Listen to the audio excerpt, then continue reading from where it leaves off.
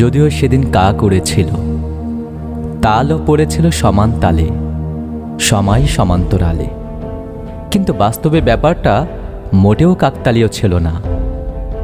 কাক উড়ে যাওয়া, তাল পড়ে যাওয়া সহ পূর্বাপার প্রতিটি দৃশ্যই ছিল পরস্পর সম্পর্কযুক্ত নিখুঁত প্রকৌশল। দৃশ্যপটও কেবলমাত্র তালগাছ কিংবা তালতলার ফ্রেমেই সীমাবদ্ধ ছিল না, ফ্রেমের বাইরেই ঘটেছিল পূর্ণদৈর্ঘ্য চলচ্চিত্রের বিশাল কর্মযজ্ঞ, যেন এক সুবিশাল পৌরাণিক মহাকাব্যের উপাখ্যান। কাকেরা উড়ে গেল, তালও পড়ল সমান তালে ধূপধাপ শব্দে।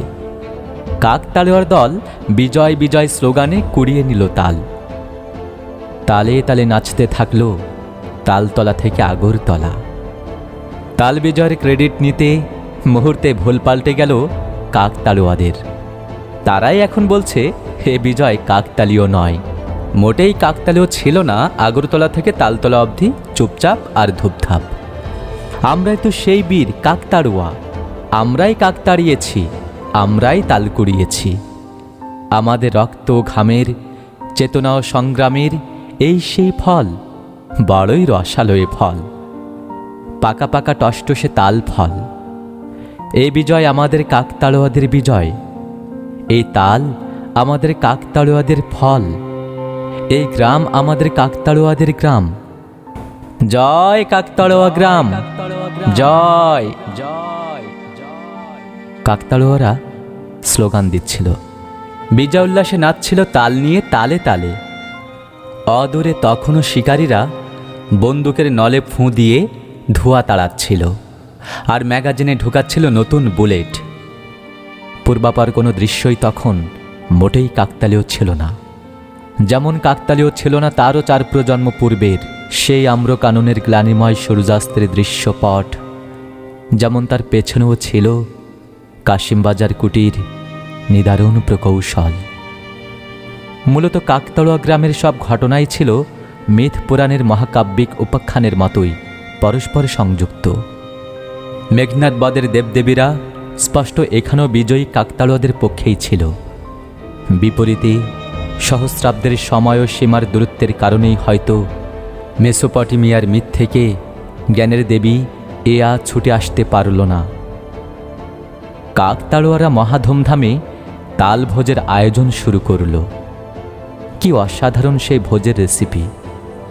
টকটকে লাল দুধের সাথে তাল মিশিয়ে চলতে থাকলো অন্তহীন সেই তাল ভোজের মেলা। ভোজের আসরে কোনো কোনো মহাবীর কাকতাড়ুয়ার যুক্ত হতে না পারাটাও কিন্তু নিছক কাকতালীয় ছিল না। মূলত কোনো কিছুই তখন কাকতালীয় ছিল না। বস্তুত জগতের কোনো কিছুই কাকতালীয় নয়। 15 শতকের ভ্লাড ড্রাকুলার মতো জিঞ্জির ভেঙে জবা ফুলে রঞ্জিত চোখ নিয়ে বেরিয়ে এলেন কাকতাড়ুয়াদের মহিমান্বিত সর্দার। তার গলায় জড়ানো তখন রাফলেশিয়া ফুলের বিজয় মাল্য। শক্ত হাতেই তিনি কাকতাড়ুয়া গ্রামের সর্দারি করেছেন আমৃত্যু। আমৃত্যু তিনি সর্দারি সামলেছেন তাল দুধ পান করে করেই, টকটকে লাল দুধের দরিয়ায় রান্না করা তাল। কাকতাড়ুয়া গ্রামে এখন আর তাল পড়ে না, কারা যেন খেয়ে সাবাড় করে দিয়েছে তালগাছগুলোর ভ্রূণ। কাকতাড়ুয়া গ্রামের তালগাছগুলোর ডালে ডালে পাতায় পাতায় এখন কেবল শকুনের ঘর। শকুনেরা খেয়ে নিচ্ছে কাকতাড়ুয়া গ্রামের হাঁস মুরগি ছাগল ছানা, নষ্ট করে দিচ্ছে ফুল ও ফসলের ক্ষেত। গ্রামের সব কিছুতেই এখন শকুনদের রক্তাক্ত ঠোঁট। কাকতাড়ুয়াদের মাথার উপর সারি সারি বন্ধা তালগাছ, তালগাছের মাথায় মাথায় শকুনের ভিড়। কাকতাড়ুয়া কিন্তু শকুনদের তাড়ায় না, শকুনেরা নাকি তাদের বন্ধু, অবতারও বলা চলে। সেই কাক তাড়ানোর মহাবিজয়ের কালে এই শকুনদের নাকি বিশাল অবদান ছিল। সবুজ সাদা কাকেরা সেদিন এই শকুনদের ভয়েই নাকি উড়ে গিয়েছিল। শকুনদের কল্যাণে কাকতাড়ুয়ারা নিয়েছিল তালের সাথে টকটকে লাল দুধের অমৃত সুধা। তাদের লকলকে জিভে আজও লেগে আছে সেই স্বাদ, সেই চৈতন্য। কাকতাড়ুয়া গ্রাম থেকে বিলুপ্ত হয়ে গেছে তাল। তাল গাছগুলোতে কেবল শকুনের বসবাস। তবু কাকতাড়ুয়াদের চেতনা জুড়ে রয়ে গেছে সেই স্বাদ, সেই গন্ধ। প্রবীণরা এখনো তালের স্বাদ লেগে থাকা নিজেদের জিহ্বা চাটে, আর টকটকে লাল দুধের সাথে তাল বিজয়ের চেতনা মিশিয়ে পান করে। নবীন কাকতাড়ুয়াদের কাছে বিক্রি করে নতুন এই মহান রেসিপি। টকটকে লাল দুধের সাথে তাল চেতনার অপূর্ব মিশ্রণ বড়ই মহান ও সুস্বাদু বটে। কাকতাড়ুয়া গ্রামে এখন আর তালের চিহ্নই নেই। তবু গরদেশের ঘোড়ায় ঘুরে ফিরে আসা সেই দিনটিকে কাকতাড়ুয়ারা তালপতনের মতো ধূপধাপ শব্দে মহা ধুমধামে উদযাপন করে মহান তাল বিজয় উৎসব।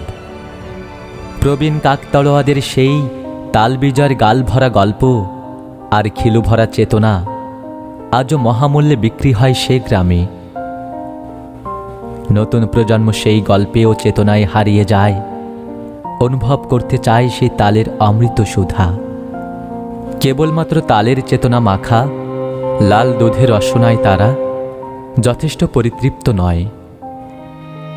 তাদের অর্থোডক্স চোখে মাদকের মতো আবর্তিত হয় সেই তালকোলানোর বিজয় গাঁথা। শকুন মেনিয়া, কাকফোবিয়া আর তাললিক চেতনার পাললিক এপিটাফ। বিপরীতে প্যারাডক্সিক্যাল চোখগুলো নিদারুণ যন্ত্রণা নিয়ে দেখে আরেকটি গ্লানিময় সূর্যাস্তের প্রস্তুতি। পরাজয় রক্তিম সন্ধ্যা আর অন্ধকারের অপেক্ষায় শকুনের আস্ফালন। প্যারাডক্সিক্যাল চোখগুলো চাতকের মতো তাকিয়ে তাকিয়ে চিৎকার করে বলে, কোথায় সে বিজয়, কোথায় সে অমৃত সুধাময় তাল? আর কতকাল, আর কতকাল।